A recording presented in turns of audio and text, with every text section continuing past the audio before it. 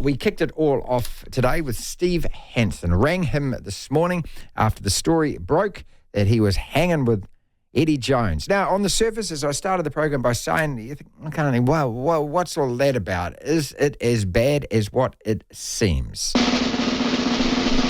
You decide. Steve, just let me read you a couple of the headlines in the New Zealand media here at the moment. This is on TV1 News. Steve Hansen joins Wallabies setup ahead of World Cup. Okay, that's a blazing headline. Another one from Dane Coles on News Hub. Shag, what are you up to? All Blacks stunned by former coach Hansen's defection. Quite strong words. Well, obviously Fozzie didn't tell him I was coming here because I'd spoken to Foz about it, and so they're fully informed on what's going on. And New Zealand TV1's got it completely wrong. I'm not joining the Wallabies. I'm up here with my wife on other business, and got asked by Eddie if I'd spend a few days with them. And as he's a mate, I said yes. So, we won't be giving them any trade secrets, but we will be giving them some feedback on what we're seeing, and that's all he's asked me to do. And, I think rugby's a game where we all share ideas and work and help each other, and I see no problem with it. But I do understand that there's a lot of misinformation and misunderstanding, so people have got a wee bit excited, but I can't do too much about that. How did it come about then? Well, as you know, I know Eddie really well, and we talk often, and he knew that I was coming up with tasked to do this other stuff that I'm doing in Munich, and he said, hey, well, could you come and spend some time with us pre the World Cup? And I said, yeah, no problem. And after I had a yarn to Fozzie about it, and he understood, and he was supportive. So once he was supportive, I was okay with it. So what exactly does he want from you then? Oh, look, I don't know if you know Eddie well, but he is a man who brings a lot of people into his environment, and I'm not the only one that's not part of the team that's here this week, and he's looking to try and help these guys get better, and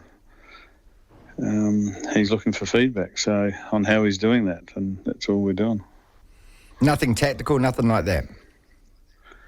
No, there's nothing tactical. And look, anybody that knows me will know that there's no way I'll be giving away any secrets about the All Blacks. Like, you don't spend 20 years of your life working for a team like the All Blacks to go and give everything away.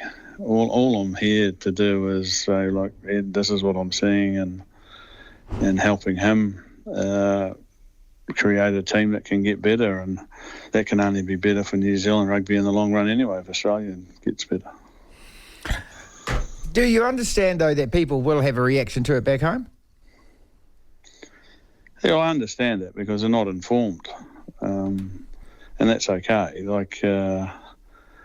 But, if you put it into perspective, any one of those people that's upset about it, if they were going away somewhere and their mate said to them, hey, can you come and spend a few days with us and tell us what you think we're doing right and wrong, would they do it? Of course they would. So it's no different than that. It's not as if I'm taking all the secrets and laying them out on the table for Australia. And as I said, I spoke to Foz about it, and he's comfortable, I'm comfortable, because we both understand that rugby is bigger than all of us, and we're here to help each other.